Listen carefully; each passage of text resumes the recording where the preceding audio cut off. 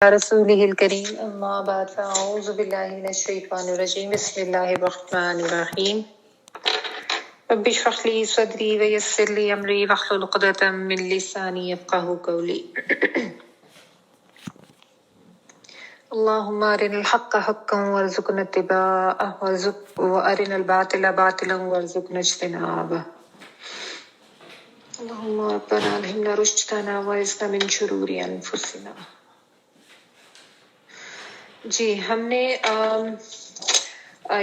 صدقات کے حوالے سے آیات پڑھی ہیں اور اب صدقات کے حوالے سے جو آیات ہیں وہ ختم ہو گئی ہیں. اللہ تعالیٰ نے صدقات کے فائدے بتائے، صدقات کا جو اللہ تعالیٰ کی طرف سے بے حساب اجر و ثواب ہے وہ بھی بتا دیا، اور ایسے لوگوں کے لیے خوشخبری بھی ہے کہ وہ ان پہ کوئی خوف نہیں ہوگا، غم نہیں ہوگا، دنیا میں بھی مطمئن رہتے ہیں اور آخرت میں بھی جو ہے وہ پرسکون اور مطمئن ہی اٹھیں گے.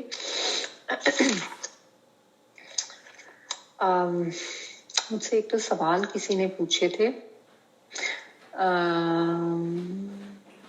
ایک تو ہاں جی یہی تھا کہ اگر جس طرح بعض لوگ یہ ہوتے ہیں وہ اپنے یعنی حرام مال کو اپنے مطلب جائز کرنے کے لیے ان کا یہ کانسیپٹ ہوتا ہے کہ وہ اس میں سے صدقہ خیرات کر رہے ہوتے ہیں، تو یہ کیسا ہے؟ تو یہ تو دیکھیں ظاہر ہے غلط ہی ہے، بہت آبویس سی بات ہے کہ اللہ تعالیٰ پاک ہے اور اللہ تعالیٰ پاک مال ہی قبول کرتے ہیں. یعنی آپ کو پتہ ہے کہ آپ حرام کما رہے ہیں اور بس اپنے دل کی تسلی کے لیے آپ یہ کہہ رہے ہیں کہ چلو ہم نے اس میں سے تھوڑا سا ہم صدقہ خیرات کرتے ہیں تو شاید آپ کا مال جو ہے وہ پاک ہو جائے گا. ایسا تو نہیں ہوتا نا.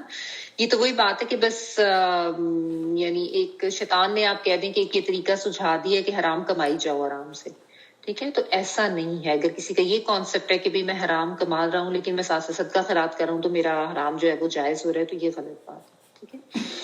اچھا، دوسرا ایک سوال یہ تھا کہ سوال چکے اچھے تھے تو اس لیے میں نے کہا میں ان کے جواب دے دوں کہ اگر کوئی کسی کی مدد کر رہا ہے، کسی کو صدقہ خیرات اس نے کیا، کسی نے اپنی مجبوری بیان کی، لیکن کچھ عرصے بعد ان کو یہ فائنڈ آؤٹ انہوں نے کیا یا ان کو یہ پتا چلا کہ وہ ریسیو کر رہے تھے ان کو یا نہیں تھی صحیح بات، تو انہوں نے اس کو وہ صدقہ دینا بند کیا جا سکتا ہے یا نہیں؟ تو بالکل کر سکتے ہیں آپ. ظاہر ہے دیکھیں اللہ تعالیٰ نے آپ کو مال بھی عطا کیا اور اللہ تعالیٰ نے آپ کو عقل و شعور بھی عطا کیا، تو آپ اپنے اس عقل و شعور کو استعمال کر کے اگر آپ یہ سمجھ رہے ہیں کہ ان کی بجائے پھر آپ کہیں اور دیں جو زیادہ ڈیزرونگ لوگ ہیں، اور اگر آپ سے کوئی غلط اس میں لے رہا ہے اور وہ اتنے ڈیزرونگ نہیں ہے اور آپ کو یا جھوٹ بولا یا ڈسیو کیا یا جس طرح سے بھی، تو اس میں ظاہر ہے آپ اپنی حکمت سے کام لیں گے اور عقل و شعور سے ہی کام لیں گے، اس میں کچھ غلط نہیں.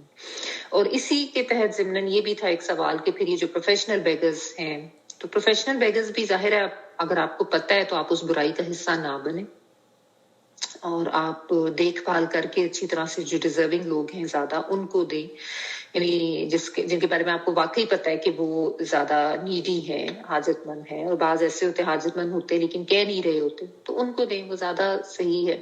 اور آج کل تو ویسے بھی جس طرح مطلب یہ کہ پروفیشنل بیکرز جو ہیں ان کو دینے میں اب آپ کو پتہ ہے کچھ انسیڈنٹس اس طرح کے ہو رہے ہیں پاکستان وغیرہ میں کہ وہ الٹا وہ لوٹ مار شروع ہو جاتی ہے، تو ظاہر ہے پھر آپ اس میں اوائڈ ہی کریں گے، ٹھیک ہے؟ تو یہ کچھ ایک دو چیزیں تھیں جو ڈسکس کرنی تھی. چلیں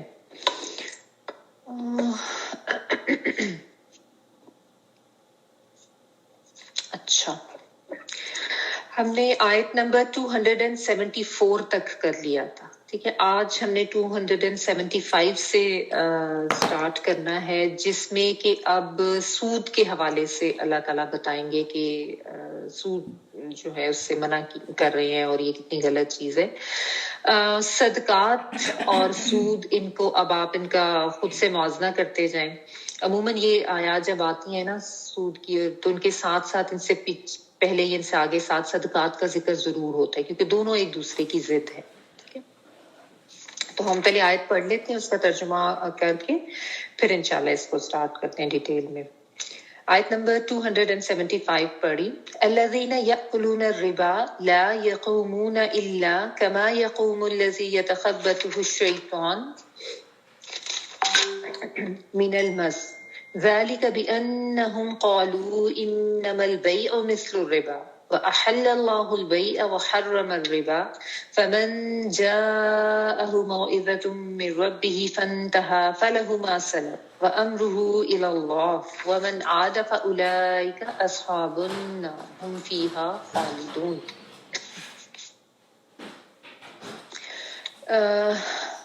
وہ لوگ جو سود کھاتے ہیں وہ نہیں کھڑے ہوں گے مگر اس طرح جس طرح کہ وہ کھڑا ہوتا ہے جسے شیطان کو چھو کر خپتی بنا دے. یہ اس لیے کہ یہ کہتے کہ تجارت بھی تو سود ہی کی طرح ہے، حالانکہ اللہ تعالیٰ نے تجارت کو حلال کیا ہے اور سود کو حرام. جو شخص اپنے پاس آئی ہوئی اللہ تعالیٰ کی نصیحت سن کر رک گیا، اس کے لیے وہ ہے جو گزرا اور اس کا معاملہ اللہ تعالیٰ کی طرف ہے، اور جو پھر دوبارہ لوٹا وہ جہنمی ہے. ایسے لوگ ہمیشہ اسی میں رہیں گے.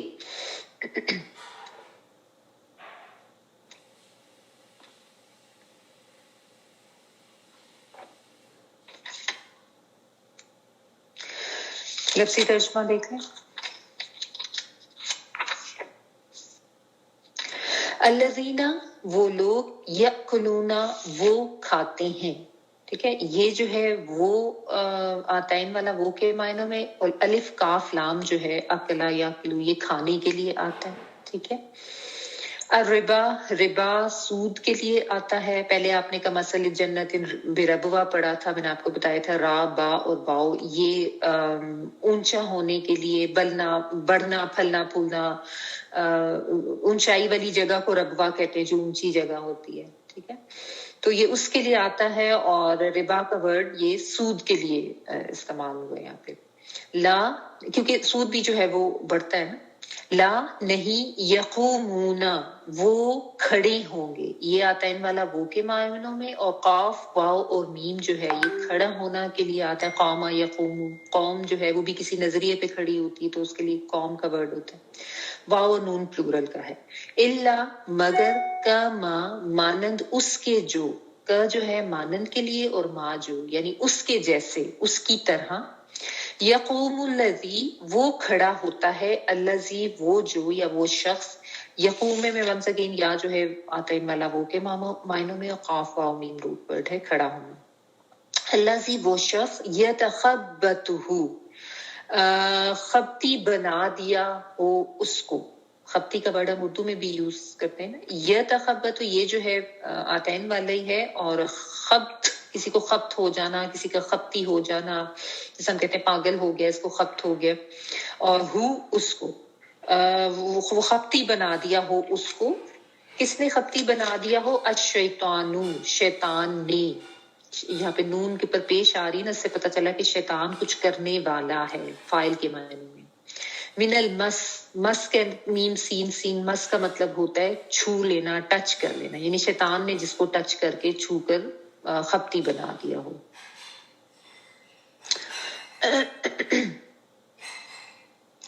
ذالکہ یہ، بھی انہم بوجہ اس کے کہ بے شک وہ، بازر بھی بوجہ انا بے شک ہم وہ، یعنی یہ بات اس وجہ سے ہے کیونکہ وہ قالو وہ یہ کہتے ہیں، قالا یقولو کہنا، انما بے شک البیع بیع جو ہے یہ تجارت کے لیے آتا ہے. ٹھیک ہے، آپ نے اردو میں بھی سنا ہوگا، یہی روٹ ورڈ ہے.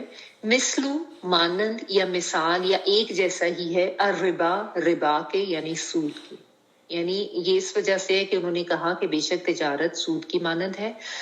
اور احلا یہاں پہ واؤ جو ہے نا بلکہ حالانکہ کے معنوں میں آئے تو زیادہ بہتر ہے. حالانکہ حلال کیا، احلا ہا لام لام جس کا مطلب ہوتا ہے کوئی گرا کھولنا.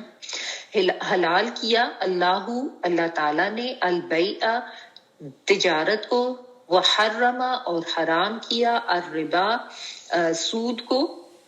فمن تو جو کوئی، جاءہو وہ آ گئی اس کے پاس، جیم یا حمزہ ہو اس کے پاس، موعظتم جو نیو اسٹوڈنٹس ان کو بتا دو ہم آیت نمبر 275 کا بھی لفظی ترجمہ کر رہے ہیں.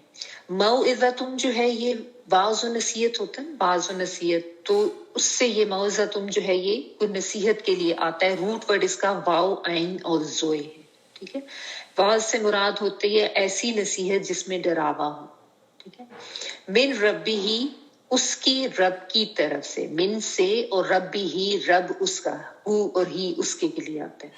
فنتہا پھر وہ باز آ گیا، فا تو یا پھر کے معنوں میں، اور نون ہا اور یہ جس کا مطلب ہوتا ہے نہیں یا منع ہو جانا یا رک جانا. تو فنتہا پھر وہ باز آ گیا یا پھر وہ رک گیا، نون ہا اور یا. فلہو تو لیے اس کے، ماں جو سلف، سلف جو ہے ہم اسلاف کا ورڈ اردو میں یوز کرتے ہیں نا، سلف اسلاف جو گزر چکے ہوتے ہیں بزرگ. تو سلفا جو گزر چکا یعنی جو ہو چکا، یعنی کہ جو انہوں نے معاملہ کر لیے. وَأَمْرُهُ اور معاملہ اس کا، امر جو ہے حکم کے لیے بھی آتا ہے، معاملے کام کے لیے بھی آتا ہے. تو کام اس کا یا معاملہ اس کا، اللہ الا طرف، اور اللہ کے، اللہ کی طرف ہے اس کا معاملہ. ومن اور جو کوئی اعادہ کر لے یعنی لوٹے یا پلٹے، عین باؤ اور دال، جس کا مطلب ہوتا ہے واپس آنا، لوٹنا، پلٹنا. ٹھیک ہے، جس طرح ہم کہتے ہیں نا کوئی چیز اود آئی، خوشی اود آئی، دوبارہ سے آ گئی. عید کا ورڈ بھی اسی سے ہی ہوتا ہے جو بار بار لوٹ کے آتی. فَأُولَٰئِکَ پس یہی لوگ، اصحاب صاحب کی جمع ساتھی ہیں، النار آگ کے یعنی یہ آگ والے ہیں. ہم وہ فیہا اس میں، ہاں سے مراد آگ ہے. خالدون خلد سے ہے جس کا مطلب ہوتا ہے ہمیشگی. تو خالد ہمیشہ رہنے والا، اور خالدون اس کی جگہ، اس کی جمع، اور وانون جو ہے وہ پلورل کے لیے آ رہا ہے، ہمیشہ رہنے والی نہیں، ہمیشہ آگ میں رہنے والے.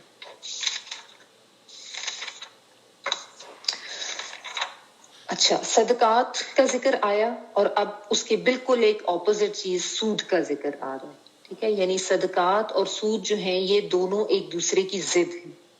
ٹھیک ہے، تو یعنی اب صدقات کے بالکل ایک اپوزٹ جو کانسیپٹ ہے وہ یہاں پہ بیان ہو رہا ہے. اور یہاں پہ اب آپ دیکھتے جائیں گے کہ جس طرح دو مختلف کرداروں کا موازنہ آپ کر سکتے ہیں. ایک پہلے اللہ تعالیٰ نے کردار بتایا جو کہ صدقہ خیرات کرنے والا کوئی انسان ہوتا ہے، اس کے لیے کیا جزا ہے اور اس کا کیسا معاملہ ہوتا ہے، اور وہ لوگ کیسے پرسکون ہوتے ہیں، ان پہ کوئی خوف نہیں ہوتا، کوئی غم نہیں ہوتا. تو اس کے برعکس بالکل اس کے جو ایک مخالف کانسیپٹ ہے سود خوری، اس کے بارے میں بتایا جائے گا. اور یہ بھی ساتھ اللہ تعالیٰ بتا رہے ہیں کہ ایسا جو کردار ہوتا ہے وہ کس طرح کا ہوتا ہے. ٹھیک ہے، پہلے آپ دیکھتے ہیں کہ بار بار اللہ تعالیٰ نے صدقات کی ترغیب دی ہے، بار بار اس کا اجر و ثواب بتایا ہے، کیونکہ اس سے جو ہے ایک آپ کہنے ایک صحت مند اور ایک ہمدرد معاشرہ جو ہے وہ وجود میں آتا ہے، جس میں سب لوگوں کی ضروریات بھی پوری ہوتی ہیں، لوگوں کے آپس میں خیر خواہی کے اور ہمدردی کے جذبات ہوتے ہیں. ٹھیک ہے نا، ایسے ہی ہوتا ہے نا، صدقات جہاں پہ دیے جاتے ہیں جس معاشرے میں، وہاں پہ آپس میں ایک ہمدردی کے اور خیر خواہی کے، اخوت کے، ایک برابری کے جذبات پیدا ہوتے ہیں. اور پھر جب بہت زیادہ صدقہ خیرات جہاں پہ ہوتا ہے تو وہ پھر ایک وہ جو طبقاتی فرق ہوتا ہے وہ بھی ختم ہوتا جاتا ہے. ٹھیک ہے، اور اللہ تعالیٰ بار بار اس پہ کنونس اسی لیے لوگوں کو کریں، اس لیے ترغیب دے رہے ہیں کہ لوگ مان جائیں، اس پہ یقین کر لیں، تاکہ لوگ بغیر کسی جبر کے بس اللہ کا حکم سمجھ کے اور اس کا فائدہ سمجھ کے اور اس کا اجر و ثواب دیکھتے ہوئے اللہ کی راہ میں خود سے خرچ کریں. ٹھیک ہے، اور تاکہ آپس میں جو ہے وہ پیار محبت بھی ہو، اور کوئی نفرتیں اور لوٹ مار اس طرح کا ماحول معاشرے میں نہ ہو. تو یہاں پہ اب اللہ تعالیٰ جو ہے وہ ایک جو اس کے بالکل ایک اپوزٹ چیز جو معاشرے میں آ جاتی ہے، اور جو اس وقت کے معاشرے میں بھی تھی، جو کہ سود کی فارم میں تھی، جیسا میں نے آپ کو بتایا، سود جو ہے بلند ہونا، بڑھنا، اونچا اور زیادہ ہونا، یہ اس کا لفظی معنی ہوتا ہے. تو اس کے بارے میں بتا رہے ہیں اللہ تعالیٰ کہ یہ کتنی بری چیز ہے، اور کیونکہ اس کے اثرات بہت برے ہوتے ہیں. اب سود کیا ہے، پہلے ہم اس کو تھوڑا سا دیکھ لیتے ہیں، پھر آیت کی تفسیر جو ہے وہ ہم آگے جا کے دیکھتے ہیں. لفظی معنی میں نے آپ کو بتا دیا. اصطلاحی معنوں میں سود سے مراد وہ منافع ہوتا ہے جو قرض کے لیے دی گئی اصل واجب الادا رقم کے اوپر ہوتا ہے یا اس کے علاوہ ہوتا ہے. ٹھیک ہے، وہ منافع جو قرض کے لیے دی گئی اصل واجب الادا رقم کے علاوہ ہوتا ہے. ٹھیک ہے، اور اس پہ پھر کوئی فکسڈ شرح جو ہے وہ بھی کر لی جاتی ہے جس کے تحت وہ لیا جاتا ہے. ٹھیک ہے، یا آپ کہہ لیں کہ اس سے مراد وہ متعین طے شدہ یا فکسڈ منافع ہے جو ایک فکسڈ ریٹ کے مطابق اصل رقم سے لیا جاتا ہے.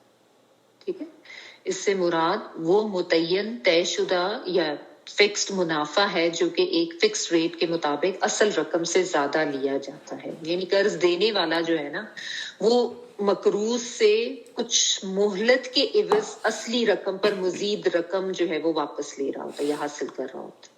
ایسا ہی ہوتا ہے نا.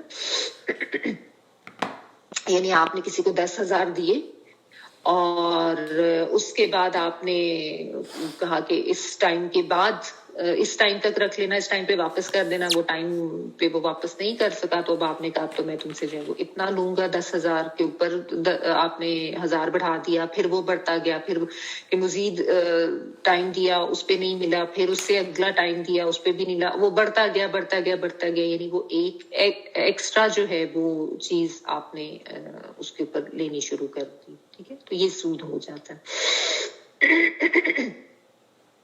اچھا, اس کی ایک جو ڈیفینیشن ہے نا, کلو کردن جر نفعا فہو ربا, یہ بتائی جاتی ہے ہر وہ قرض جو نفع کھینچ لائے فہو ربا, وہ سود ہے. ہر وہ قرض جو نفع کھینچ لائے سود ہے. کلو کردن جر نفعا فہو ربا. اب بس اردو لکھ لیں. یہ حدیث کے طور پہ بیان کی جاتی ہے, لیکن نبی صلی اللہ علیہ وسلم کی حدیث کے طور پر اس کی سند جو ہے وہ ضعیف ہے, وہ مستند نہیں ہے. ٹھیک ہے, لیکن علماء کا اس کے بارے میں یہ کہنا ہے کہ سود کی تعریف کے لحاظ سے یہ بالکل ٹھیک بات ہے. یعنی ایز اے ڈیفینیشن اگر آپ اس کو لیں ایکسپلین کرتے ہوئے تو یہ بات ٹھیک ہے کہ وہ قرض جو نفع کھینچ لائے. تو اس کو ایک تو مطلب آپ لکھ لیں. بعض کا یہ کہنا ہے کہ یہ صحابہ کے قول میں ہے, ایک جگہ پہ میں نے یہ بھی پڑھا کہ حضرت علی کا قول اس کو کہتے ہیں. بہرحال حدیث کے لحاظ سے اس کی سند جو ہے وہ مستند نہیں ہے. ٹھیک ہے, اچھا. پھر سود کا ذکر قرآن پاک میں جو ہے وہ تقریباً 7 آیات میں آتا ہے اور 40 اس کے اوپر احادیث بھی ملتی ہیں.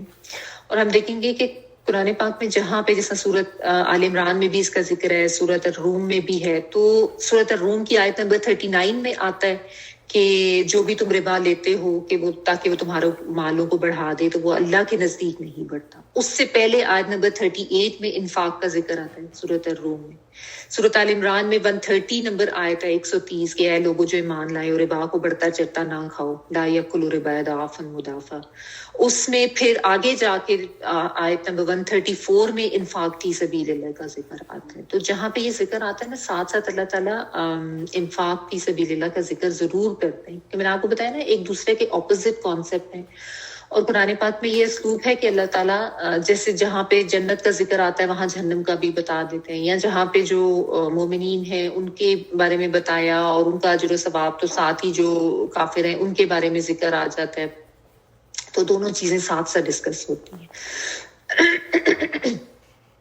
یہاں پہ بھی آپ دیکھتے ہیں کہ پہلے صدقات کے حوالے سے کافی ترغیب دی گئی, کافی ان کے بارے ان کا اجر و ثواب بتایا گیا, اور اس کے بعد اب جو ہے یہ سود کا ذکر آ رہا ہے. اور ان آیات کے بارے میں یہ کہا جاتا ہے, یہ سورۃ البقرہ کی جو آیات ہیں, کہ یہ آخری آیات تھی نبی صلی اللہ علیہ وسلم پر جو نازل ہوئی. تو اس لیے حضرت عمر فاروق اس کے رضی اللہ تعالیٰ عنہ اس کے بارے میں یہ کہتے ہیں کہ مجھے یہ خواہش رہی, یا ان کو جس ہے کہ ایک آپ کہہ لیں کہ تشنگی رہی کہ کاش نبی صلی اللہ علیہ وسلم ہمیں اور بتا پاتے اس کے بارے میں. تو اس لیے وہ کہتے ہیں کہ جس چیز میں ذرا سا بھی شک ہو, حضرت عمر فاروق رضی اللہ تعالیٰ عنہ کی بات کروں, تو اس سود کا شک ہو تو اس سے دور رہو. آیت نمبر 281 جو ہے سورۃ البقرہ کی, اس کے بارے میں بھی کچھ جو ہے علماء کا یہ خیال ہے کہ شاید اٹ واز the last آیت ٹو ریویل, آیت نمبر 281. ابھی ہم آگے پڑھیں گے وہ, لیکن آخری آیت کے بارے میں بہرحال کچھ یعنی ملٹیپل اس کے بارے میں ہیں اوپینینز. ایک اس کے بارے میں بھی ہے آیت نمبر 281 کے بارے میں. اینی پر ہم سب سے پہلے یہ دیکھ لیتے ہیں کہ ہمارا دین جو ہے اس کا فلسفہ کیا ہے اور کیوں اس کو سود کو جو ہے وہ منع کیا گیا ہے. اصل میں جو ہمارے دین کا مزاج ہے نا اسلام کے, یہ سود خوری جو ہے یہ بالکل اس کے برعکس ہے جو کہ ہمارے دین کا فلسفہ یا ہمارے دین کا مزاج. آپ کو پتہ ہے اسلام ایک خیر خواہی کا دین ہے جس میں یہ سکھایا جاتا ہے کہ ایک دوسرے کے ہمدرد بنو, ایک دوسرے کا خیال کرو, دولت جو ہے کا لالچ نہ رکھو، اس کی ہوس، اس کا وہ تما جو ہے رکھنا، اس سے منع کیا جاتا ہے. پھر لوگوں کا استحصال کرنا بھی منع ہے. ٹھیک ہے نا. پھر جو اسلام میں ایک یعنی دولت کا جو تصور ہے نا، وہ یہ ہے کہ یہ نہیں ہونا چاہیے کہ وہ چند ہاتھوں میں اکٹھی ہو کے رہ جائے اور بس وہ جو ہوتا ہے نا کہ امیر امیر ہوتا جاتا ہے اور غریب جو ہے وہ غریب سے غریب تر ہوتا ہے. اسلام کا فلسفہ یہ ہے کہ دولت جو ہے نا اس کو گردش کرتے رہنا چاہیے، اور امیروں سے یعنی جن کے پاس زیادہ ہے ان سے وہ جو غریب طبقہ ہے اس کی طرف گردش کرتی رہے دولت جو ہے. تب ہی وہ معاشرہ جو ہے وہ صحت مند رہتا ہے. اگر دولت ایک ہی جگہ پہ رکنے شروع ہو جائے، ایکیومولیٹ ہونے شروع ہو جائے، تو پھر وہ معاشرہ جو ہے وہ خراب ہوتا جاتا ہے، اور اس میں جو ہے پھر مختلف قسم کی معاشرتی اخلاقی برائیاں آتی جاتی ہیں. یہ بالکل ایسے ہی ہے جیسے آپ سمجھ لیں کہ جسم میں خون جو ہے وہ جب صحیح طریقے سے گردش کرتا رہتا ہے تو جسم صحت مند رہتا ہے. جہاں پہ کہیں بلڈ کلوٹنگ ہونا شروع ہوتی ہے تو وہیں پہ آپ دیکھیں پھر جسم جو ہے وہ بیمار پڑ جاتا ہے، بلکہ ہلاکت بھی ہو جاتی ہے. تو اسی طرح ہے سود کا معاملہ بھی، کہ جو سود جب معاشرے میں عام ہو جاتا ہے تو ایسا معاشرہ پھر تباہی کی طرف چل پڑتا ہے. ٹھیک ہے نا، جس میں سود کی لعنت ہوتی ہے. تو یہ چیز بس یہ یاد رکھیں. یہ جو انفاق کا مطلب ہی میں نے آپ کو بتایا نا، جیسا وہ سوراخ کے معنوں میں آتا ہے نا، یعنی ایک طرف سے آتا جائے تو دوسری طرف سے نکلتا بھی جائے. جب وہ بیچ میں اکٹھا ہوتا جاتا ہے، رک جاتا ہے، تو وہاں سے پھر معاملہ جو ہے وہ خراب ہونے شروع ہو جاتا ہے. تو اس لیے صدقات اور یا انفاق کا جو کانسیپٹ ہے، آپ دیکھیں کہ اس کا فائدہ کتنا زیادہ ہے، کیونکہ اللہ تعالیٰ یہی چاہتے ہیں کہ اس طرح کا معاشرہ تشکیل ہو. کہ ایک اسلامی معاشرہ تو اس طرح کا ہوتا ہے جس میں لوگوں کے ساتھ ایک دوسرے کے ساتھ بہت زیادہ ہمدردی کے، بہت زیادہ خیر خواہی والا رویہ ہونا چاہیے، اور کسی کو تکلیف میں دیکھ کے یا کسی کو مجبوری میں دیکھ کے اس کی تکلیف دور کرنے کی سوچ ہونی چاہیے، نہ کہ اس کی مجبوری سے فائدہ اٹھانے کی سوچ ہونی چاہیے. جبکہ سود جو ہے نا، اس کا معاملہ یہی ہے کہ اس میں آپ کہہ لیں کہ اگلے کی مجبوری سے فائدہ اٹھایا جاتا ہے. ٹھیک ہے. تو اس لیے یہ جو سود خوری والا کانسیپٹ ہے نا، یہ اسلام کے مزاج کے بالکل برعکس ہے. ٹھیک ہے. اس سے جو معاشرہ ہے وہ کمزور ہوتا ہے ہر لحاظ سے، معاشرتی لحاظ سے، اخلاقی لحاظ سے، معاشی لحاظ سے بھی. جبکہ صدقات کا جو اللہ تعالیٰ نے طریقہ بتایا ہے نا، وہ ایک ایسا طریقہ ہے جس سے معاشرہ جو ہے وہ مستحکم بھی ہوتا ہے، اور اس میں جو ہے پھر یعنی اچھے جذبات کے ساتھ لوگ ایک دوسرے کا خیال کرتے ہوئے رہتے ہیں، جو کہ اللہ تعالیٰ چاہتے ہیں ہمارے ساتھ. جو سود خوری والے معاشرے ہوتے ہیں نا، اس میں بس وہ خود غرضی بہت زیادہ آ جاتی ہے، مال کی ہوس اور لالچ اور لوٹ مار، بس یہی رہ جاتی ہے، اور آپس میں کوئی ایک دوسرے کے ساتھ کوئی ہمدردی والے جذبات نہیں ہوتے. ٹھیک ہے. اچھا، اس کے علاوہ سود جو ہے نا، یہ پھر آپ دیکھیں کہ یہ ذاتی بھی ہوتا ہے اور تجارتی بھی ہو سکتا ہے، اور دونوں ہی طرح کے حرام ہیں. سود جو ہے نا، چاہے وہ تجارتی سود ہے، چاہے ویسے انفرادی ذاتی طور پہ لیا گیا. کیونکہ یہ بات اس لیے میں کر رہی ہوں کیونکہ بعض لوگ یہ کہتے ہیں کہ نہیں، وہ تو انفرادی لیول پہ جو دیا جاتا تھا اس زمانے میں وہ منع کیا گیا تھا، اس زمانے میں تجارتی سود تو ہوتے ہی نہیں تھے جو کہ آج کل ہیں. تو ایسی بات نہیں ہے، تجارتی قرضے سود پر اس زمانے میں بھی دیے جاتے تھے. ٹھیک ہے. اور سب سے ہی منع کیا گیا تھا، بالکل کمپلیٹلی جو ہے اس سے منع کیا گیا تھا. بلکہ حجۃ الوداع کے موقع پہ نبی صلی اللہ علیہ وسلم نے یہ کہا بھی تھا اپنے خطبے میں کہ میں جاہلیت کے دور کے جتنے بھی سود تھے وہ سب معاف کر دیے گئے، اور سب سے پہلے میں اپنے چچا عباس بن عبد المطلب جو ہے ان کا جو سود ہے وہ معاف کرتا، باطل قرار دیتا ہوں اس کو. کیونکہ ظاہر اس زمانے میں لیے دیے جاتے تھے، کسی کو اس کے قباحت کا نہیں تھا پتا، تو لیکن آپ صلی اللہ علیہ وسلم نے اس دن کے بعد سے پھر اس کو باطل قرار دیا. تو چاہے ذاتی لیول کا ہے چاہے تجارتی لیول کا، دونوں ہی حرام ہے. ٹھیک ہے.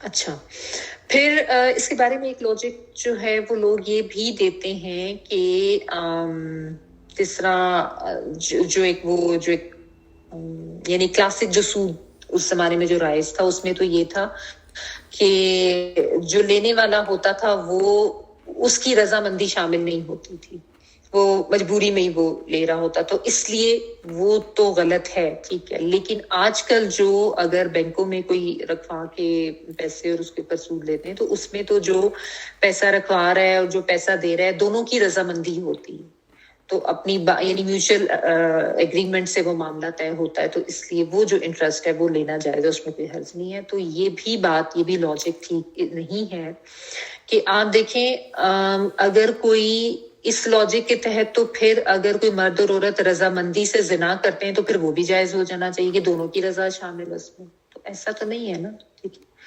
تو جو قواعد و ضوابط دین کے میں متعین کر دیے گئے ہیں نا اللہ اور اللہ کے رسول نے، انہی پر رہنا ہے. اس کے بارے میں ہم خود یہ لاجکس نہیں دے سکتے، ٹھیک ہے. چونکہ دونوں راضی ہیں تو وہ کام بھی جو ہے وہ جائز ہو جائے گا. جو کام حرام ہے، جو ناجائز ہے، وہ ویسا ہی رہے گا، ناجائز اور حرام ہی رہے گا. اور سود کا تھوڑا بھی اتنا ہی حرام ہے جتنا اس کا زیادہ، جیسے شراب کے بارے میں ہے نا، ٹھیک ہے نا. تو یہ چیز بھی یاد رکھیں. اچھا، پھر ایسا ہے کہ یہ بھی ضروری ہے کہ ہم سود کے اوپر کچھ احادیث جو ہیں وہ بھی پڑھ لیتے ہیں. ویسے تو کافی ساری احادیث ہیں، کچھ میں آپ کو بتا دیتی ہوں کہ جیسا بعض لوگ یہ بھی کہتے ہیں کہ صرف جو سود لے رہا ہے وہی گناہ گار ہے اور جو پے کر رہا ہے وہ گناہ گار نہیں ہوتا. تو ایک صحیح مسلم کی حدیث کا مفہوم ہے کہ آپ صلی اللہ علیہ وآلہ وسلم نے سود لینے والے، دینے والے، عاقل ربا و موکلہ ہی یہ الفاظ آتے ہیں اس میں، لینے والے، دینے والے، تحریر لکھنے والے اور گواہوں سب پر لعنت کی ہے اور فرمایا ہے کہ سب گناہ میں برابر کے شریک ہیں. صحیح مسلم کی حدیث کا مفہوم. آپ صلی اللہ علیہ وسلم نے سود لینے والے، دینے والے، تحریر لکھنے والے اور گواہوں سب پر لعنت کی ہے اور فرمایا کہ سب گناہ میں برابر کے شریک. آپ کے لیے ربا و منہ کے لیے ہی وکاتی بھی ہی، سب کے بارے میں آپ صلی اللہ علیہ وسلم نے بتایا کہ سب گناہ کے شریک. اچھا، پھر ابن ماجہ کی حدیث کا مفہوم ہے کہ سود کے گناہ کے اگر 70 حصے کیے جائیں تو اس کا کمزور ترین حصہ بھی اپنی ماں سے زنا کے برابر ہے. استغفر اللہ. سود کے گناہ کے اگر 70 حصے کیے جائیں تو اس کا کمزور ترین حصہ بھی اپنی ماں سے زنا کے برابر ہے.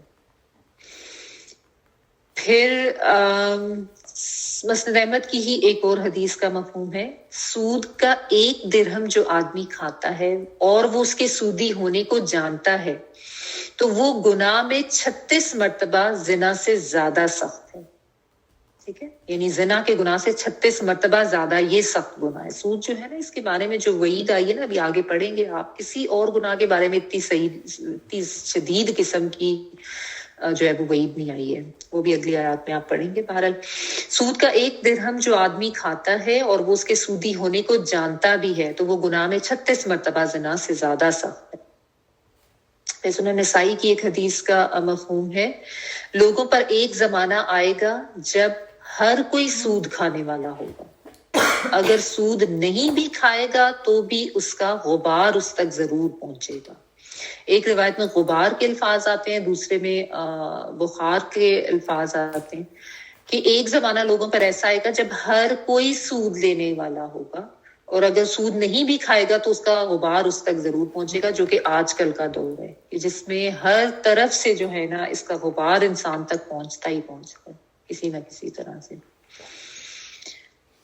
اچھا، پھر ایک بخاری کی حدیث کا مفہوم ہے کہ شب معراج پہ نبی صلی اللہ علیہ وآلہ وسلم نے ایسے شخص کو دیکھا جو خون کی نہر میں تھا اور وہ جب نکلنے کی کوشش کرتا تھا تو باہر ایک فرشتہ جو اس کو واپس اس کے اندر دھکیل دیتا تھا، اس کے منہ پہ پتھر مار کے. اس کے بارے میں بھی یہی بتایا گیا تھا کہ وہ سود خور ہے. پھر مسند احمد کی ایک حدیث کا مفہوم ہے کہ معراج کی رات پہ میرا گزر ایک قوم پر ہوا جن کے پیٹ گھڑوں کی مانند تھے اور ان پیٹوں میں سانپ بھرے ہوئے تھے جو کہ باہر سے بھی نظر آ رہے تھے. حضرت جبرائیل علیہ السلام سے پوچھنے پر انہوں نے بتایا کہ یہ سود خور لوگ ہیں.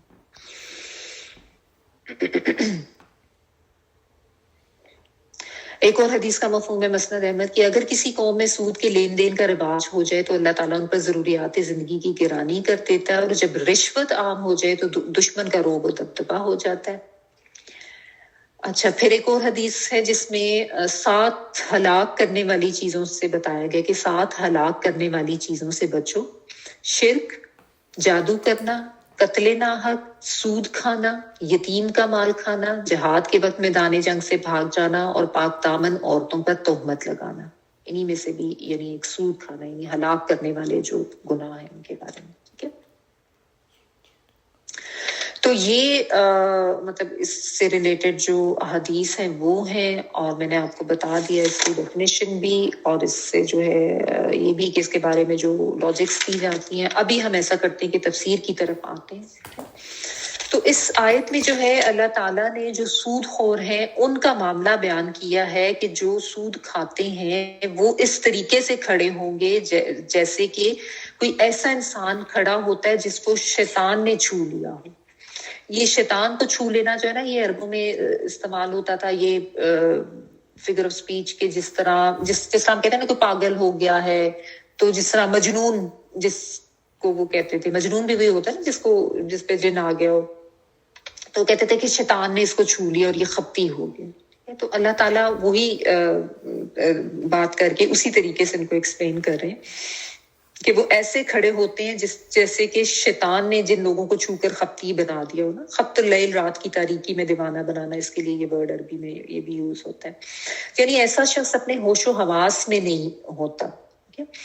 بیسیکلی اکثر مفسرین نے اس سے مراد یہ ان کا معاملہ لیا کہ جب وہ آخرت میں جب کھڑے ہوں گے نا تو ان کا معاملہ ایسا ہی ہوگا کہ وہ بالکل مخبوط الحواس، ان کو کوئی اپنی ہوش نہیں ہوگی اور پریشان حال ہوں گے وہ. ٹھیک ہے، تو وہ آخرت کا معاملہ تو ان کا بہرحال ایسا ہوگا، وہ تو ٹھیک ہے، لیکن دنیا میں بھی ان کا یہی معاملہ ہوتا ہے. ایسے جو لوگ ہوتے ہیں نا جو سود خور ہوتے ہیں، جو سود کے پیچھے بھاگ رہے ہوتے ہیں، وہ اپنے ہوش و حواس میں تو نہیں ہوتے. ان کا دماغ جو ہے نا وہ بند ہو گیا ہوتا ہے. یعنی وہ آپ کہہ لیں کہ اتنی زیادہ مال کی ہوس میں مبتلا ہوتے ہیں کہ وہ دماغ ان کا مفلوج ہو چکا ہوتا ہے.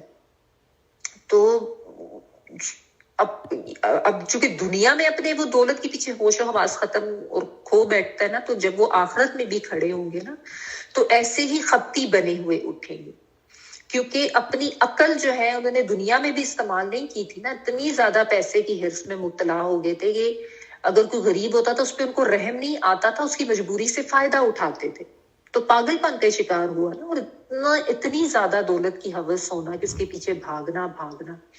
ٹھیک ہے، تو ایسا شخص کا دنیا میں بھی معاملہ یہی تھا اور آخرت میں بھی وہ خپتی ہو کے اٹھیں گے. اور ان کے جو حالات ہیں نا، آپ کبھی اسٹاک مارکیٹ جو ہوتی ہے وہاں پہ آپ دیکھیں کہ لوگوں کو کیا حال ہو رہا تھا نا، تو پھر آپ وہ دیکھیں تو آپ کو واقعی سمجھ آئے گی کہ یہ جو بات ہے نا کہ وہ بالکل یعنی خپتی لوگوں کی طرح ان کا معاملہ ہوتا ہے جس کو شیطان نے چھو لیا ہو.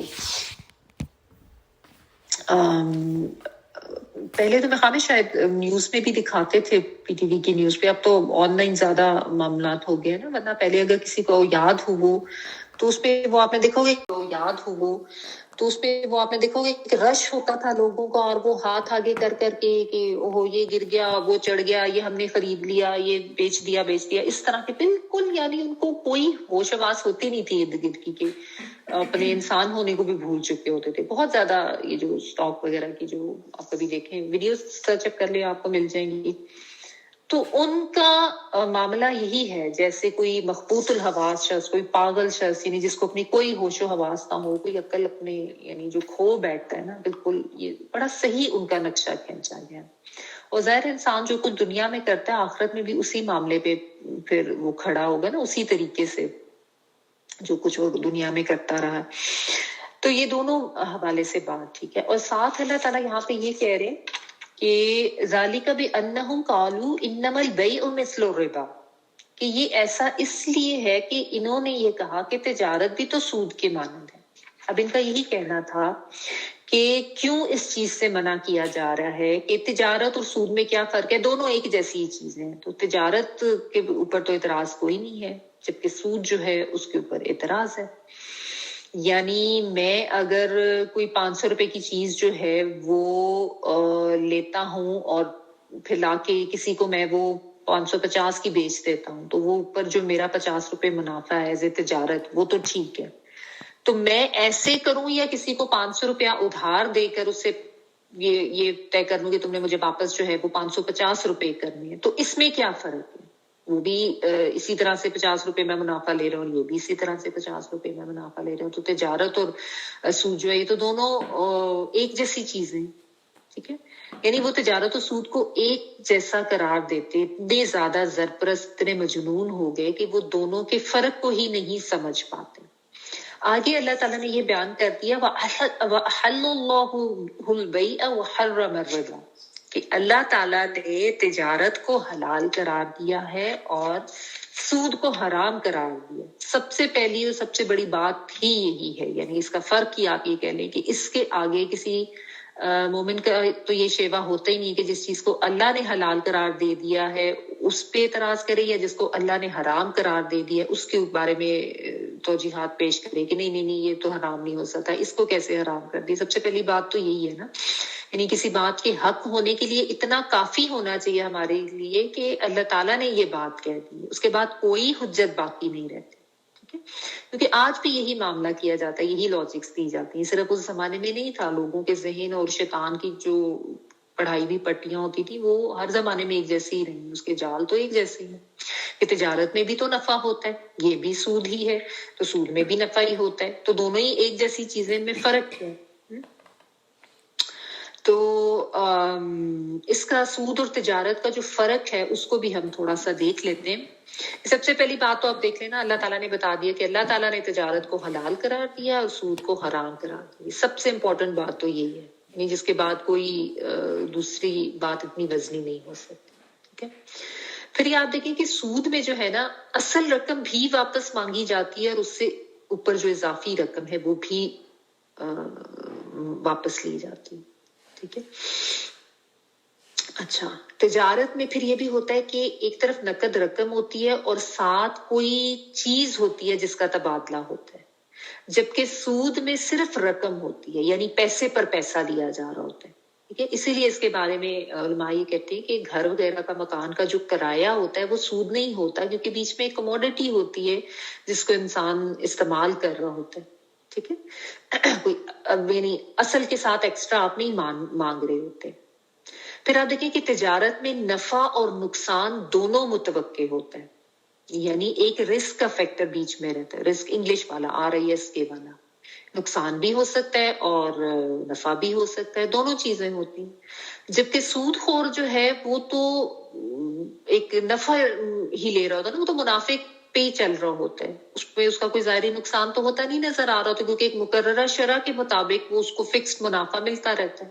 ٹھیک ہے. تو فرق ہو گیا دونوں میں. پھر آپ دیکھیں کہ تجارت جو ہے جیسے بھی ہم نے پڑھا کہ اس سے مال کی گردش رہتی ہے. ٹھیک ہے. اسی لیے جو صدقات وغیرہ بتائے گئے ہیں وہ اس لیے بتائے گئے کہ صدقات سے بھی یہ ہوتا ہے کہ امیروں سے غریبوں کی طرف مال کی گردش رہتی ہے، اور تجارت میں بھی ایسا ہوتا ہے کہ مال جو ہے وہ گردش میں رہتا ہے معاشرے کے اندر، جبکہ سود جو ہے نا وہ اس سے پھر مال یا دولت یا پیسہ وہ چند ہاتھوں میں اکٹھا ہوتا رہتا ہے. اچھا، پھر آپ دیکھیے کہ سود میں جو ہے وہ ایک شرح منافع جو ہے وہ مقرر کر دیا جاتا ہے، جبکہ تجارت میں چونکہ وہ نفع نقصان دونوں چیزیں ہوتی ہیں تو اس طرح نہیں ہوتا. اور پھر ایک سب سے بڑا فرق یہ کہ تجارت میں جو دونوں پارٹیز ہوتی ہیں وہ آپس میں مطلب ایک مل جل کر ایک دوسرے کا فائدہ کرتے ہوئے، ایک یعنی آپ کے لیے ایک دوسرے کے بارے میں سوچتے ہوئے، خیر خواہی کرتے ہوئے، اور پھر اس طرح سے قومی سطح پر بھی جو ہے اس کا ایک اچھا اثر پڑتا ہے، خوشگوار اثر پڑتا ہے.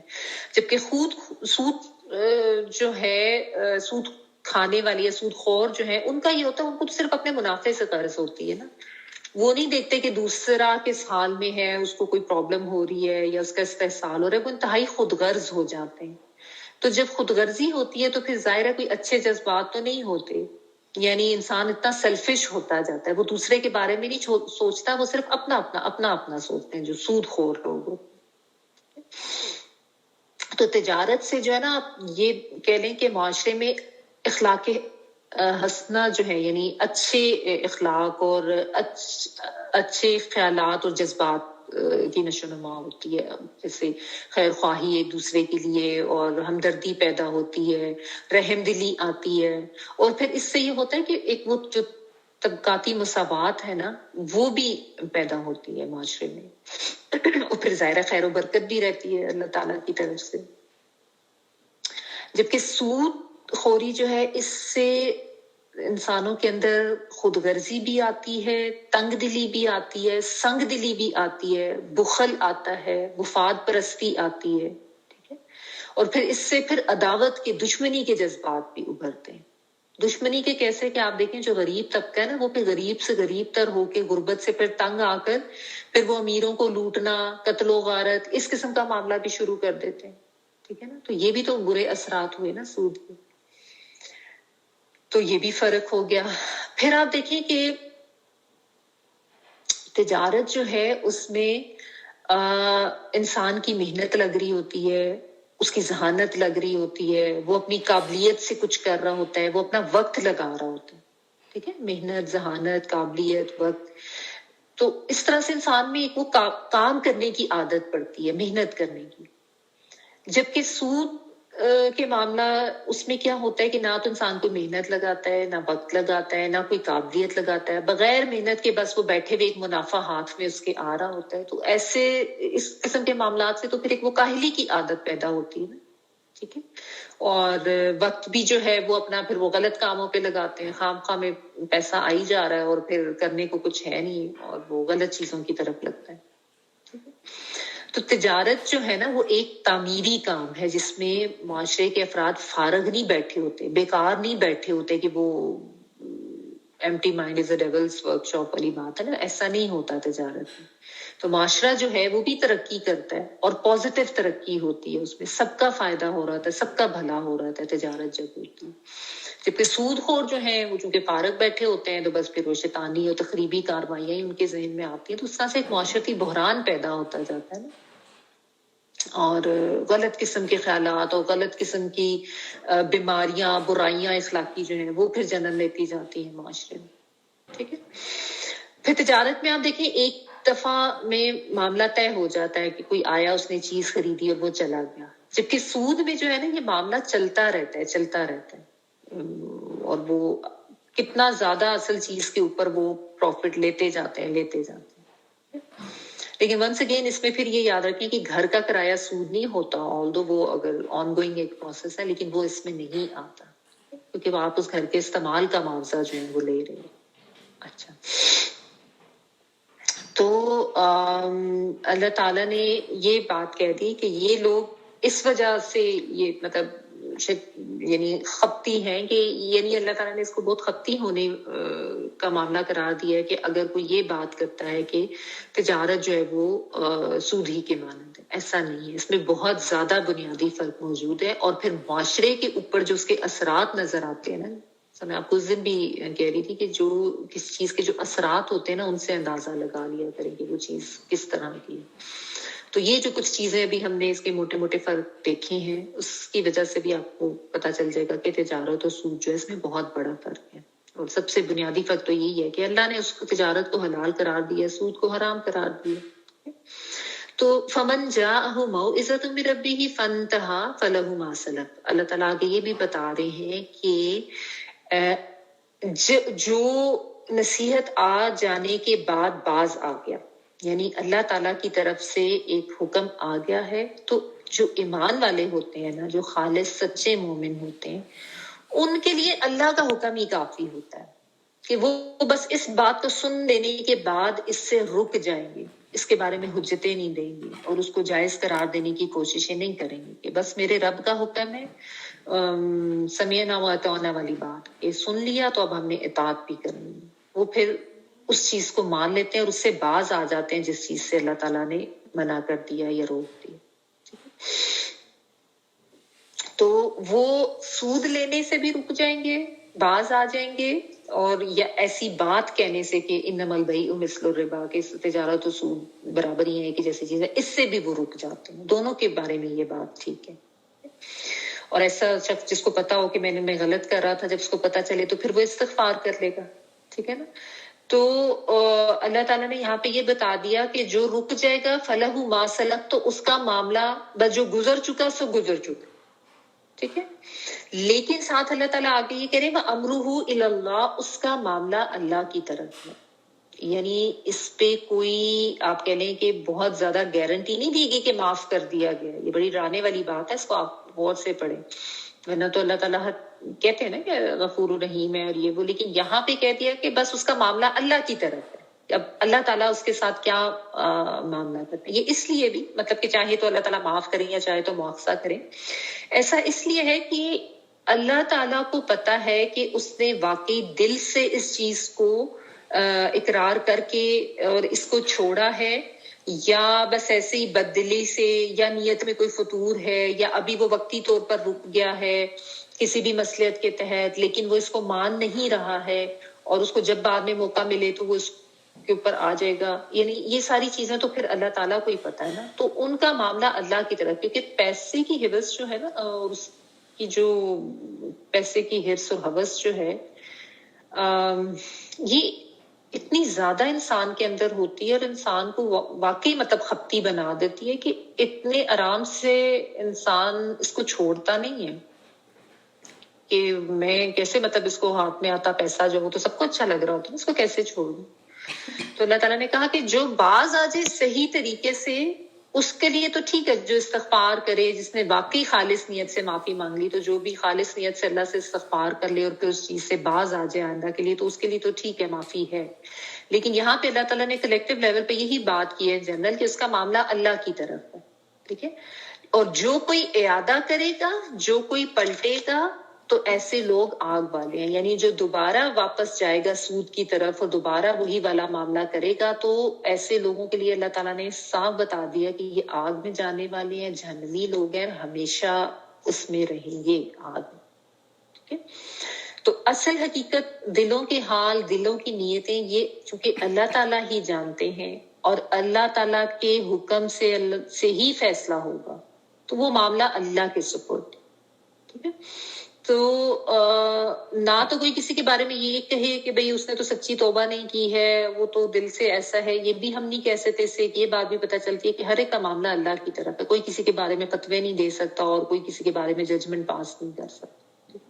بہرحال اللہ تعالیٰ نے یہ بتا دیا کہ جو واپس پلٹے گا اس کی طرف، یعنی اس وقت تو وقتی طور پہ رک گیا اور بعد میں پھر اس کی طرف آتا ہے، اس لیے یہ بات اللہ تعالیٰ نے بیچ میں کہی نا امرہ الی اللہ، کہ معاملہ اللہ کی طرف ہے. وہ دوبارہ پلٹ کے اسی طرف آتا ہے، تو ایسے لوگوں کے بارے میں صاف بتا دیا گیا کہ وہ جہنم میں جانے والے ہیں، آگ کے ساتھی ہیں. کیونکہ حرام کو حلال کہنا اور پھر اس کو اپنے لیے جائز کر دینا، یہ بھی تو کفر ہی ہے نا، یہ بھی تو انکار ہی ہے. ٹھیک ہے. تو ایسے لوگ آگ والے ہیں اور وہ اس میں پھر ہمیشہ رہیں گے، یعنی ان کی وہ جو سزا ہے اس پر بھی ہمیشگی ہے.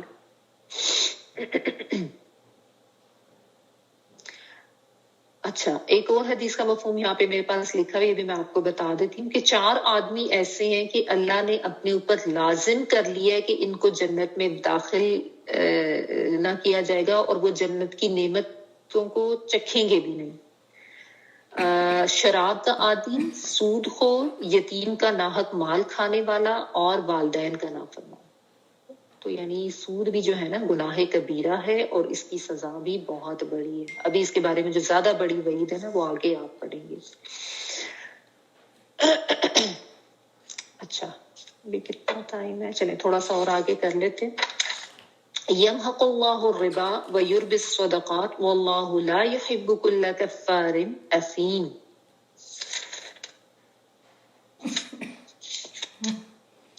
اللہ تعالیٰ سود کو مٹاتا ہے اور صدقے کو بڑھاتا ہے، اور اللہ تعالیٰ کسی ناشکرے اور گنہگار سے محبت نہیں کرتا.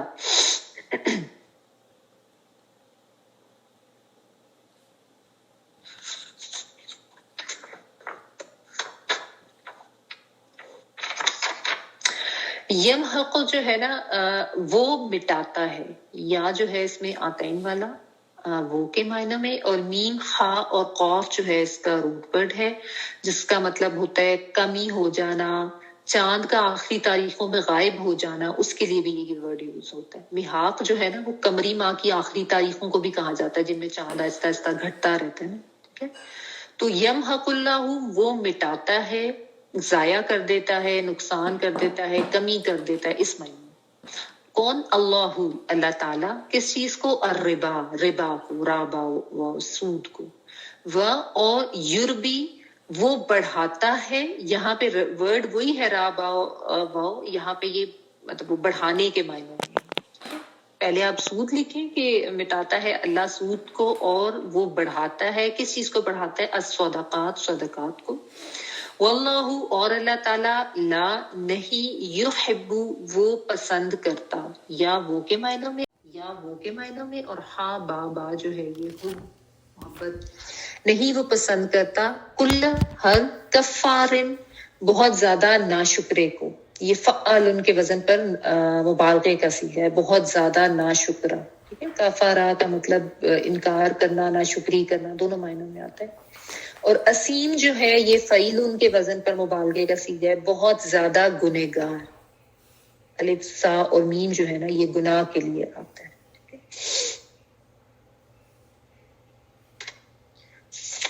اچھا، تو یہاں پہ پھر آپ کہہ لیں کہ ایک اور انداز سے صدقے کی ترغیب دی جا رہی ہے اور سود سے روکا جا رہا ہے. ٹھیک ہے، اور اللہ تعالیٰ اس کے بارے میں یہ کہہ رہے ہیں کہ اللہ تعالیٰ سود کو مٹاتے ہیں اور صدقات کو بڑھاتے ہیں. ٹھیک ہے نا، یعنی اللہ تعالیٰ سود کو ختم کرنا چاہتے ہیں اور چاہتے ہیں کہ صدقات جو ہیں ان کا نظام قائم ہو معاشرے میں. ایک تو اس کا مطلب یہ ہو سکتا ہے. ٹھیک ہے، اور دوسرا مطلب اس کا یہ بھی لیا گیا مفسرین نے کہ اللہ تعالیٰ اس مال میں سے برکت کو ختم کر دیتے ہیں.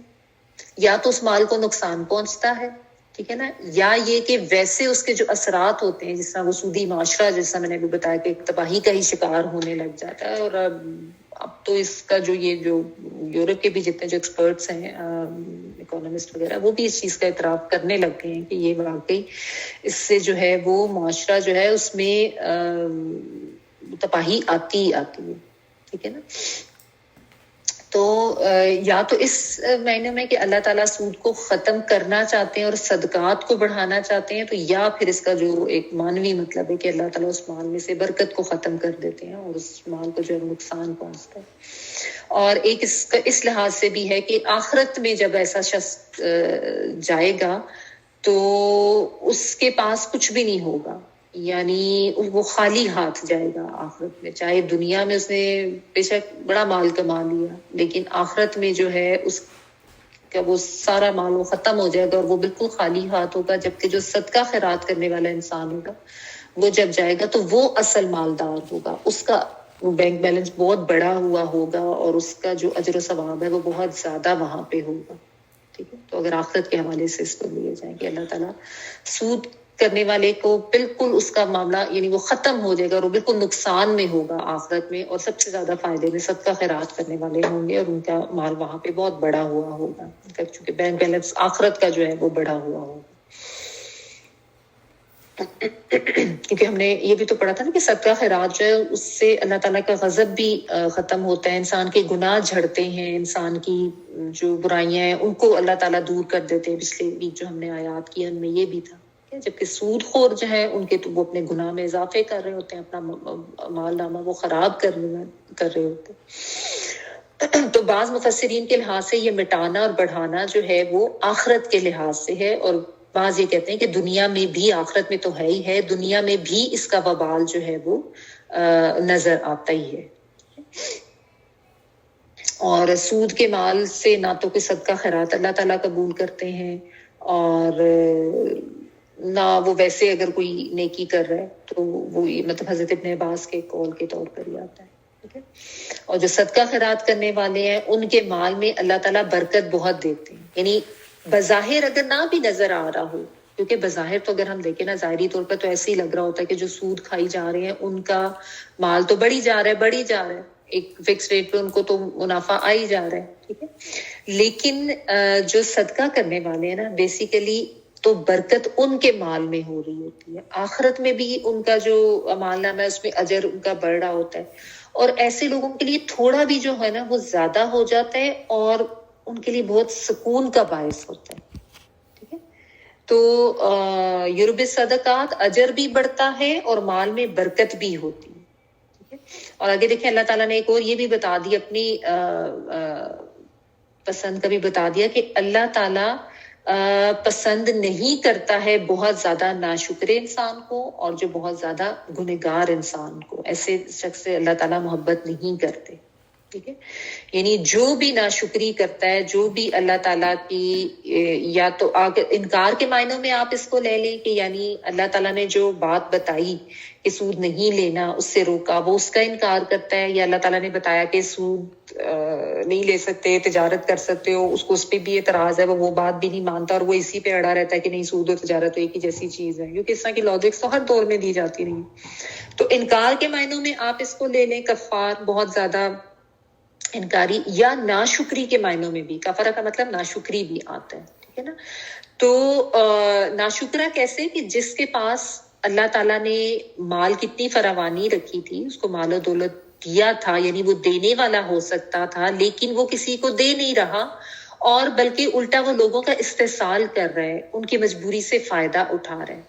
تو ایسا شخص ناشکرہ ہے. یعنی شکر جو ہے نا، اگر آپ شکر کی تعریف دیکھیں تو اس میں یہ آتا ہے کہ انسان دل و زبان سے تو شکر کرے ہی کرے، اس کے علاوہ اپنے عمل سے بھی اظہار کرے کہ اللہ تعالیٰ نے جو اس کو کوئی رحمت، کوئی فضل، کوئی نعمت سے نوازا تھا، تو اس نے اس کا استعمال بھی صحیح طریقے سے کیا. فرض کرے اللہ تعالیٰ نے کسی کو بڑی اچھی صحت دی ہوئی تھی، یا بہت اچھا اس کو ذہین بنایا تھا، ذہانت دی تھی، اور وہ ذہانت کا استعمال جو ہے وہ غلط کاموں میں کر رہا ہے، تو وہ اپنی اس نعمت کا شکر ادا نہیں کر رہا، کیونکہ وہ عملی شکر اس کا ادا نہیں کر رہا، عملی طور پر وہ اس سے غلط کام لے رہے. تو نعمت کا صحیح استعمال کرنا جو ہے یہ بھی شکر کے معنوں میں آتا ہے. ہم لوگ عموماً یہ سمجھتے ہیں کہ شاید صرف ہم جو الحمدللہ اللہ کا شکر ہے یہ بولتے رہتے ہیں، یہی شکر ہے. یہ تو شکر ہے ہی ہے زبانی طور پر، دل میں بھی انسان احساس رکھے اور شکر والے جذبات ہونے چاہیے. لیکن جو نعمت آپ کو ملی ہے نا، اس کا صحیح استعمال بھی شکر کے معنوں میں آتا ہے. تو اگر کسی کو اللہ تعالیٰ نے مال و دولت ایک خیر کے طور پہ دی تھی، نعمت دی تھی، فضل کیا تھا، لیکن وہ اس کا صحیح استعمال نہیں کر رہا، وہ اس کی وجہ سے خود غرض بنتا جا رہا ہے، اس کا لالچ بڑھتا جا رہا ہے، بلکہ وہ الٹا دوسروں کی مجبوریوں سے فائدہ اٹھا رہا ہے اور ان کے اوپر ظلم کر رہا ہے، تو ایسا انسان ناشکرے کی کیٹیگری میں آتا ہے. ٹھیک ہے. تو کفار جو ہے یا کفارہ فعال، ان کے وزن میں جیسا میں آپ کو بتا رہی کہ مبالغے کا صیغہ، تو یہ بمعنی انکار بھی ہے کہ یعنی جو سود کو حرام نہیں سمجھتے وہ اللہ کے حکم کا انکار کر رہے ہیں، انکاری کے معنوں میں. اور بمعنی ناشکرے بھی ہے کہ جن کے پاس مال و دولت تو تھا، اللہ کی نعمت تھی، لیکن انہوں نے اس کا صحیح استعمال نہیں کیا، تو وہ ناشکری کر رہے ہیں اور لوگوں کو نقصان کر کے ان کے اوپر ظلم کر رہے ہیں. ٹھیک ہے. اور اسیم بھی ہے، یعنی گنہگار ہیں جو کہ یہ غلط کام کر رہے ہیں، ایک حرام کام میں ملوث ہو رہے ہیں. اور پھر ظاہر ہے وہ اگر جانتے بوجھتے بھی اس کے اوپر اعتراض کر رہے ہیں یا ان کو سمجھایا جا رہا ہے اور وہ اس کو نہیں مان رہے اور اپنی جو ضد ہے اس کے اوپر اڑے ہوئے ہیں، تو پھر وہ اسیم ہوں گے، یعنی بہت زیادہ گنہگار ہوں گے. پھر وہ مبالغے کا صیغہ اس لیے بھی ہے کہ وہ جانتے بوجھتے حرام بتا بھی دیا گیا، لیکن پھر بھی وہ اس سے باز نہیں آ رہے اور اسی کی طرف جا رہے، اس میں ملوث ہو رہے. ان الذين امنوا وعملوا الصالحات واقاموا الصلاه واتوا الزكاه لهم اجرهم عند ربهم ولا خوف عليهم ولا هم يحزنون. بے شک جو لوگ ایمان کے ساتھ نیک کام کرتے ہیں، نمازوں کو قائم کرتے ہیں اور زکوٰۃ ادا کرتے ہیں، ان کا اجر ان کے رب کے پاس ہے، ان پر نہ تو کوئی خوف ہے اور نہ کوئی غم. ان بے شک الذین وہ لوگ آمنو وہ ایمان لائے، وعملوا اور انہوں نے عمل کیے، الصالحات نیک، واقاموا اور انہوں نے قائم کی، وہ اقامہ یقوم الصلاۃ نماز، و اور آتوا الزکاۃ انہوں نے ادا کی زکوٰۃ. ٹھیک ہے. لہم لیے ان کے، زکوٰۃ جو ہے نا وہ زکوٰۃ سے ہے جو کہ پاکیزگی کے لیے آتا ہے، جس طرح ہم تزکیہ کا ورڈ جو یوز کرتے ہیں نا، تزکیہ نفس. لہم لیے ان کے، اجرہم اجر ان کا، عند پاس، ربہم رب کے ان کے، یعنی ان کا اجر ان کے رب کے پاس ہے. ولا اور نہ، خوف کوئی خوف، علیہم اوپر ان کے، اللہ اوپر کے لیے آتا ہے، ہم ان کے لیے آتا ہے اوپر ان کے، ولا اور نہ، ہم وہ، یحزنون ان پہ کوئی حزن نہیں ہوگا، یعنی ان پہ کوئی غم نہیں ہوگا، وہ غمگین نہ ہوں گے، ولا ہم یحزنون، وہ اور نہیں وہ غمگین ہوں گے۔ حزن و ملال ہم اردو میں بھی کہتے ہیں نا، روٹ پر بھی یہی ہے، ہا زا اور نون، اور یا جو ہے شروع میں وہ کے معنوں میں، اور واو نون جو ہے یہ پلورل کے لیے آتا ہے۔ ٹھیک ہے، تو یہاں پہ اب آپ دیکھیں کہ جیسا پہلے اللہ تعالیٰ نے اصحاب النار کا ذکر کیا، کفار کا ذکر کیا، اسیم کا ذکر کیا نا، تو ساتھ ہی جیسا میں نے آپ کو بتایا کہ ایک اسلوب یہی ہے قرآن کا انداز بیان ایسے ہی ہے کہ ساتھ میں نیک لوگوں کا ذکر بھی آ جاتا ہے۔ تو یہاں پہ اللہ تعالیٰ کہہ رہے ہیں وہ لوگ جو ایمان لائے اور جنہوں نے نیک عمل کیے، یعنی ایمان کو ہر جگہ پہ آپ دیکھیں قرآن پاک میں عمل کے ساتھ مشروط کیا جاتا ہے، نیک عمل کے ساتھ، یعنی محض ایمان کا دعویٰ کر دینا کافی نہیں ہوتا جب تک کہ عملی طور پر کچھ نہ کیا جائے۔ تو ایمان بھی لانا ہے اور ساتھ عمل بھی کرنا ہے، یعنی کوئی دعویٰ تو یہی کرے کہ ہاں جی میں تو مسلمان ہوں، میں نے تو کلمہ پڑھا ہوا، میں تو مسلمان گھرانے میں پیدا ہوا ہوں، لیکن معاملہ اس کا جو ہے وہ سود خوری کا ہو، اور وہ اس کی طرف کوئی دھیان ہی نہیں دیتا کہ وہ جو مال کما رہا ہے وہ حلال ذریعہ ہے یا حرام ذریعہ ہے، یعنی اس کی انکم میں جو ہے وہ حرام مال شامل ہو رہا ہے اور وہ سود بھی کھا رہا ہے، اور دوسرے جو گناہ کے کام ہے وہ بھی وہ کر رہا ہے، لیکن دعویٰ وہ اسلام کا کر رہا ہے، تو ایسا دعویٰ جو ہے وہ قابل قبول نہیں ہے۔ تو آپ دیکھیں گے قرآن پاک میں جہاں جہاں ایمان کا ذکر آتا ہے نا، وہاں پہ ساتھ عمل الصالحات ضرور آتا ہے، کہ ایون جنت کا بھی جہاں پہ ذکر آتا ہے نا، وہاں پہ بھی ایمان کے ساتھ ایمان کو مشروط کیا گیا ہے عمل صالح کے ساتھ۔ تو عمل ضروری ہے، عمل جو ہے نا وہ انسان کے ایمان کا ایک ثبوت ہے کہ واقعی انسان جو ایمان کا دعویٰ کر رہا ہے یا جو کلمہ پڑھ رہا ہے اس کا دعویٰ کر رہا ہے، اس کا پھر عملی ثبوت بھی دے رہا ہے۔ ٹھیک ہے، تو ایمان کے ساتھ ساتھ نیک اعمال بھی ضروری ہیں، اور جنہوں نے نماز قائم کی اور جنہوں نے زکوٰۃ ادا کی، یعنی یہاں پہ اب آپ دیکھیں کہ حقوق اللہ کے ساتھ اللہ تعالیٰ نے حقوق العباد کا بھی ذکر کر دیا۔ تو بدنی عبادت یعنی نماز، اور ہمیشہ آپ دیکھتے ہیں کہ نماز قائم کرنے کا حکم آتا ہے، صرف نماز پڑھنے کا حکم نہیں آتا، کیونکہ قائم کرنا جو ہے اس کی بہت سی شرائط آ جاتی ہیں، کہ ایک تو جیسا میں نے آپ کو بتایا کہ اس میں جو نماز پڑھنے کے لیے ویسے جو شرائط ضروری ہیں پاکیزگی طہارت کے حوالے سے، پھر اس میں جو کنسنٹریشن ہونی چاہیے، دماغ ذہن خیالات سوچیں یہ سب بھی پاک ہوں، اور اب صحیح طریقے سے اللہ تعالیٰ کے سامنے خضوع خشوع سے حاضر ہوں۔ پھر اس میں اور بہت سی چیزیں آ جاتی ہیں کہ نماز کی پابندی کرنا، وقت کا خیال رکھنا، ٹھیک ہے، اور پھر قائم کرنا، یعنی اجتماعی لیول پر اس طریقے کے انتظامات ہونے چاہیے کہ سب لوگوں کو نماز پڑھنے کی ترغیب بھی ہو، نماز پڑھنے کی آسانی بھی ہو ان کے لیے، یعنی اس طریقے کی فیسلٹی ہونی چاہیے، اور یعنی ایک اجتماعی لیول پر بات ہو۔ پھر یعنی صرف اپنی نماز کا نہیں ہونا چاہیے، اگر خالی اپنی نماز کا ہوتا نا تو پھر تو بس نماز پڑھنے کی بات آتی، لیکن جہاں پہ بھی نماز پڑھنے کی بات قرآن پاک میں آتی ہے تو قائم کرنے کی بات ہوتی ہے۔ تو خود جب آپ پڑھ رہے ہیں نا تو آپ ساتھ دوسروں کو بھی اس کی ترغیب دیں، اپنے بچوں کو بھی کہیں، اپنے ارد گرد لوگ ان کو بھی، کیونکہ یہ تو ایک فرض چیز ہے نا۔ ٹھیک ہے، تو یہاں پہ جو ایک حقوق اللہ ہے ان کا بھی ذکر اللہ تعالیٰ نے کر دیا، اور ساتھ حقوق عباد میں، جس میں حقوق العباد میں زکوٰۃ صدقات وغیرہ سب چیزیں آ جاتی، یہاں پہ زکوٰۃ کی بات کر دی اللہ تعالیٰ نے، جو کہ فرض صدقات ہیں، زکوٰۃ ہوتے صدقات ہی ہیں لیکن زکوٰۃ فرض صدقہ ہوتی ہے۔ تو اللہ تعالیٰ نے دونوں کی بات کر دی ہے، ٹھیک ہے نا۔